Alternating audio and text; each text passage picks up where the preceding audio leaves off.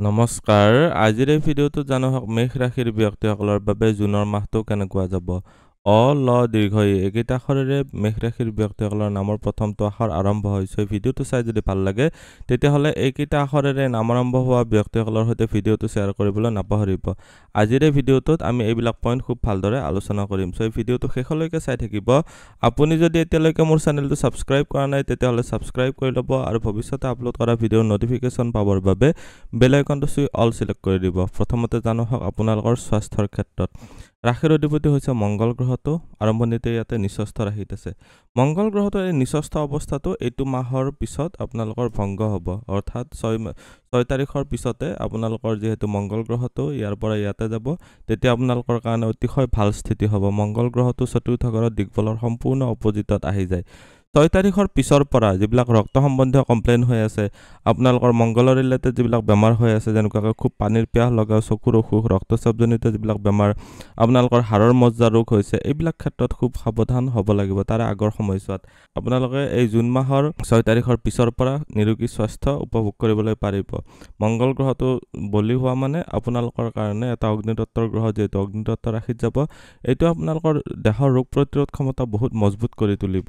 আপোনালোকৰ কাৰণে এই মে' মাহৰ 29 তাৰিখে কেতু ইয়াৰ পৰা ইয়াতে সোমাইছে। জুনৰ মাহত যিহেতু ইয়াৰ পৰা আঁতৰিলে, কিছুমান বেমাৰ যিবিলাক স্কিনজনিত প্ৰব্লেম হৈ আছিলে, আপোনালোকৰ এলাৰ্জিজনিত কমপ্লেইন হৈ আছিলে, পেটৰ অসুখ হৈ আছিলে, কিছুমান খাদ্যবস্তু হজম হোৱা নাছিলে, এইবিলাক বস্তু বহুত ভালৰ পিনে আহি গ'ল। আপোনালোকৰ কাৰণে কেতু গ্ৰহটোৰ উপৰিও ইয়াতে শনিৰ দৃষ্টিও যিহেতু সোমাই আছে বৰ্তমান সময়ছোৱাত, আপোনালোকৰ কাৰণে কিছুমান বিষজনিত বেমাৰ, যেনেকুৱাকৈ আঁঠুৰ বিষ, কঁকালৰ বিষ, ভৰিৰ বিষ, আপোনালোকৰ কিছুমানৰ ক্ষেত্ৰত কম যে পেটৰ বিষ বা আপোনালোকৰ যদি ভৰি সম্বন্ধীয় কিবা জইণ্ট ৰিলেটেড পেইন হৈ আছে, এইবিলাক ক্ষেত্ৰত খুব সাৱধান হ'ব লাগিব। আপোনালোকৰ স্বাস্থ্যজনিত ক্ষেত্ৰত মানসিক ৰোগ বা যিবিলাক হতাশাজনিত যিবিলাক বেমাৰ হয় বা অৱসাদগ্ৰস্ত হয় বা কাণেৰে কম শুনা পোৱা, এনেকুৱা ধৰণৰ যদি প্ৰব্লেম হৈ আছে, তেতিয়াহ'লে বেছি সাৱধান হৈ সোনকালে ইয়াৰে ট্ৰিটমেণ্ট কৰি ল'ব পাৰিলে ভাল হ'ব। জন্মকুণ্ডলী অধ্যয়ন কৰি কিছুমান প্ৰতিকাৰো কৰিব পৰা যায়। উপাৰ্জন বা ধন সঞ্চয়ৰ ক্ষেত্ৰত, লগতে চৰকাৰী চাকৰি আৰু ব্যৱসায়ৰ ঘৰটো চাই দিছোঁ। উপাৰ্জনৰ ঘৰত ৰাহুৰ স্থিতি হ'ল। ৰাহু গ্ৰহটো ইমান দিনে ইয়াতে আছিলে। ৰাহু যিহেতু ইয়াতে বৰ্তমান আহিলে, বৰ্তমান ইনকামত বৃদ্ধিৰ কাৰণে এইটো এটা বহুত ভাল স্থিতি হ'ল। ধনু ৰাশিৰ পৰাও ইয়াতে তৃতীয়ত আহিলে, আপোনালোকৰ ভাগ্যস্থানৰ পৰা তৃতীয়ত আহিলে, এইটো এটা ভাল। এইখিনি সময়ছোৱাত আপোনালোকে কষ্ট কৰি দৈনিক যিটো উপাৰ্জন হয়, উপাৰ্জনত বৃদ্ধি কৰিবলৈ পাৰিব। আপোনালোকৰ এইটো ঘৰৰ মালিক যিহেতু বিদেশৰ ঘৰত আছে, বৰ্তমান সময়ছোৱাত আপোনালোকে ব্যৱসায় যদি কৰে, ইম্পৰ্ট এক্সপৰ্টৰ ব্যৱসায় কৰিব পাৰে। ঘৰৰ পৰা দূৰত কিবা ছাপ্লাই দিছে বা দূৰৰ পৰা কিবা বস্তু আনি যদি আপোনালোকে বিক্ৰী কৰিছে আপোনালোকৰ লোকেল জেগাত, বা আপোনালোকে যদি কিছুমান এনেকুৱা জেগাত ব্যৱসায় কৰিছে য'ত আপোনালোকৰ ভাষা, ধৰ্ম বা পৰম্পৰাৰ কিবা নহয় কিবা পাৰ্থক্য আছে, তেতিয়াহ'লে আপোনালোকে বেছি বেনিফিটেড হ'ব পাৰিব। এতিয়া দেখুৱাই দিছোঁ আপোনালোকৰ ছেভিংছৰ ঘৰত ৰবি আছে 15 তাৰিখলৈকে, বুধ আছে 6 তাৰিখলৈকে। বুধ গ্ৰহটো যেতিয়া স্বগৃহী হ'ব, এইটো কমিউনিকেশ্যনৰ ঘৰ হয়। আপোনালোকে সেইখিনি সময়ছোৱাত, অৰ্থাৎ 6 তাৰিখৰ পিছৰ সময়ছোৱাত নিজৰ কমিউনিকেশ্যন স্কিলছৰ জৰিয়তে আপোনালোকে সৰু সুৰা ভ্ৰমণ কৰিও আপোনালোকে চাকৰি বাকৰিৰ ক্ষেত্ৰত ভাল হ'ল বা ব্যৱসায়িক উন্নতিৰ কাৰণে বিশেষ ভাল দেখা গৈছে। বৰ্তমান সময়ছোৱাত ব্যৱসায়ৰ ঘৰত আপোনালোকৰ ৰাহুৰ দৃষ্টি আছে, শুক্ৰ গ্ৰহটোৰো দৃষ্টি আছে, ইয়াতে বৃহস্পতিৰো দৃষ্টি আছে। মুঠতে চাবলৈ গ'লে বৰ্তমান নিজৰ জ্ঞান বুদ্ধিৰ ব্যৱহাৰ কৰা বহুতেই বেনিফিটেড হ'ব পাৰিব, বহুত বেছি বেনিফিটেড হ'ব পাৰিব। বৰ্তমান সময়ছোৱাত কেৱল আপোনালোকে ডিচিশ্যন ভাল ল'ব পাৰিব লাগিব। চাকৰি বাকৰিৰ ক্ষেত্ৰত চালে এইটো ঘৰৰ মালিক বুধ গ্ৰহটো 6 তাৰিখলৈকে ধনস্থানত আছে।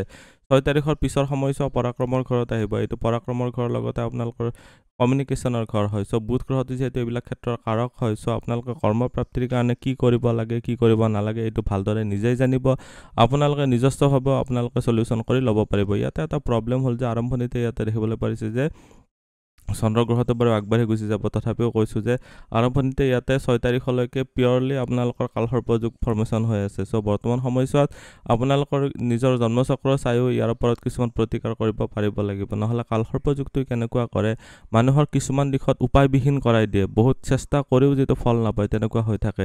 ব্যৱসায়ৰ ঘৰৰ মালিক হৈছে শুক্ৰ গ্ৰহটো। আপোনালোকৰ ব্যৱসায়ৰ ঘৰতে শুক্ৰ গ্ৰহটোৰ ইয়াৰ পৰা দৃষ্টি আহিছে, এইটো এটা অতিশয় ভাল স্থিতি। লগতে কৈছোঁ যে বৃহস্পতিৰো দৃষ্টি আছে আপোনালোকৰ ইয়াতে ৰাহুৰ দৃষ্টি আছে 6 তাৰিখলৈকে মংগলৰ দৃষ্টি আছে মংগল 6 তাৰিখৰ পিছত যেতিয়া আপোনালোকৰ ইয়াতে আহিব আপোনালোকৰ বুদ্ধিবৃত্তি বা অলপ অধৈৰ্যত আপোনালোকৰ বৃদ্ধি কৰিব আৰু বুদ্ধিবৃত্তিটো আপোনালোকৰ ডাউন কৰাই দিব সো ব্যৱসায়ৰ ক্ষেত্ৰত বহুতেই ভাল কিন্তু আপোনালোকে নিজৰ বিবেকৰ ওপৰত নিয়ন্ত্ৰণ ৰাখিব পাৰিব লাগিব আপোনালোকে কোনটো ভাল কোনটো বেয়া সেইটো এবাৰ আপোনালোকে ভাবি পেলাইহে কাম কৰিব ভাগ্য পিতা ধৰ্ম বা গুৰুজনৰ ক্ষেত্ৰত চালে ভাগ্যস্থানৰ মালিক হৈছে বৃহস্পতি ভাগ্যস্থানতে ইয়াতে দৃষ্টি দি আছে গুৰুৰ কাৰক হয় বৃহস্পতি ধৰ্ম কৰ্মৰ কাৰক হয় বৃহস্পতি সব বৰ্তমান সময়ত ধৰ্মিক কৰ্মিক ক্ষেত্ৰত আপোনালোকে ভাল এটা ফল লাভ কৰিবলৈ পাৰিব যোগা মেডিটেশ্যন তত্ত্ব অধ্যয়ন এইবিলাক ক্ষেত্ৰত যদি জড়িত হৈ আছে তেতিয়াহ'লে আপোনালোকৰ কাৰণে খুবেই ভাল এইখিনি সময়ত ফল লাভ কৰিবলৈ পাৰিব বৃহস্পতিৰ দৃষ্টি ভাগ্যস্থানৰ অধিপতি হৈ যেহেতু ইনকামৰ ঘৰত থকা ৰাহুৰ ওপৰত দৃষ্টি দি আছে সো ক'ৰ পৰা কেনেকুৱাকৈ আপোনালোকে ইনকামৰ বৃদ্ধি কৰিব পাৰিব এইখিনি সময়ত ভাল দেখা গৈছে পিতা বা গুৰুজনৰ ফালৰ পৰা যথেষ্ট ছাপোৰ্ট লাভ কৰিব পাৰিব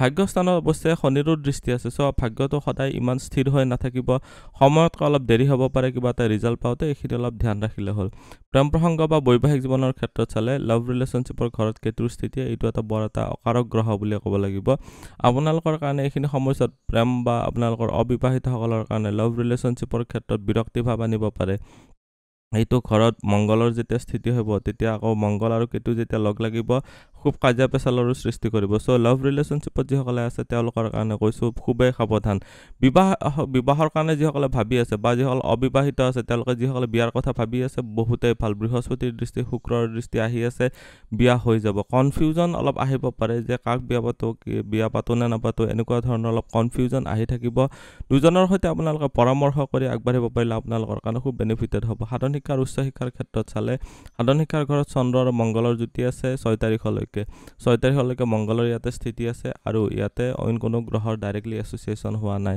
বৰ্তমান সময়ত ইয়াৰ অধিপতিও যিহেতু এটা চঞ্চল গ্ৰহ হয় সো বৰ্তমান সময়ত আপোনালোকে পঢ়া শুনাৰ ক্ষেত্ৰত বৰ এটা বহুত ভাল নহ'ল আপোনালোকৰ অলপ অস্থিৰতা দেখা দিয়া গৈছে এইখিনি সময়ত আপোনালোকৰ খুব মানে চাবলৈ গ'লে আপোনালোকে এটা টাইম টেবুল যদি ষ্ট্ৰিক্টলি মেইনটেইন কৰিব পাৰে তেতিয়াহে সাধাৰণ শিক্ষাৰ ক্ষেত্ৰত লাভ কৰিবলৈ পাৰিব সাধাৰণ শিক্ষা অৰ্থাৎ ক্লাছ 5ৰ পৰা ক্লাছ 12লৈকে উচ্চ শিক্ষাৰ ঘৰত মংগল আৰু কেতুৰ স্থিতিয়ে এইখিনি সময়ত কিছুমান এনেকুৱা ধৰণৰ ক্ষেত্ৰ যিবিলাক ধৰি লওক গুপ্ত বিভাগ এষ্ট্ৰলজি ধৰ্মিক কৰ্মিক কাম মেডিটেশ্যন তত্ত্ব অধ্যয়ন এইবিলাক ক্ষেত্ৰত যদি আপোনালোকে জড়িত হ'ব বিচাৰি আছে বহুতেই ভাল হ'ল কাৰণ কেতু বহুত দিনলৈকে ইয়াতে থাকিব মনৰ বিৰক্তি ভাৱবিলাক পাৰ কৰিব পাৰিব লাগিব আপুনি যিয়ে পঢ়ি আছে সেইটো ক্ষেত্ৰত আপোনালোকৰ ইণ্টাৰেষ্টিং কৰি বা মনৰ এটা আকৰ্ষণৰ সৃষ্টি কৰি পেলাই আপোনালোকে পঢ়িব পাৰিলে নিশ্চয় ভাল ৰিজাল্ট পাব পাৰিব আজিৰ এই ভিডিঅ'টোত আমি মেষ ৰাশিৰ ব্যক্তিসকলৰ বাবে জুনৰ মাহটো কেনেকুৱা যাব গোটেইখিনি জানিলোঁ ভিডিঅ'টো চাই কেনেকুৱা লাগিলে কমেণ্টত নিশ্চয় জনাব আপুনিও যদি আপোনাৰ বিষয়ে জানিব বিচাৰে তেতিয়াহ'লে হোৱাটছএপত কণ্টেক্ট কৰিব পাৰে ধন্যবাদ এইটো ভিডিঅ'ত আগবঢ়োৱা জ্ঞানখিনিৰ পৰা যদি আনৰো উপকাৰ হ'ব ভাবে তেনেহ'লে বন্ধুবৰ্গ আত্মীয় স্বজন আৰু চিনাকি মানুহৰ সৈতে শ্বেয়াৰো কৰিব আপোনালোকে নেক্সট ভিডিঅ' কিহৰ ওপৰত চাব বিচাৰে কমেণ্টত জনাব ধন্যবাদ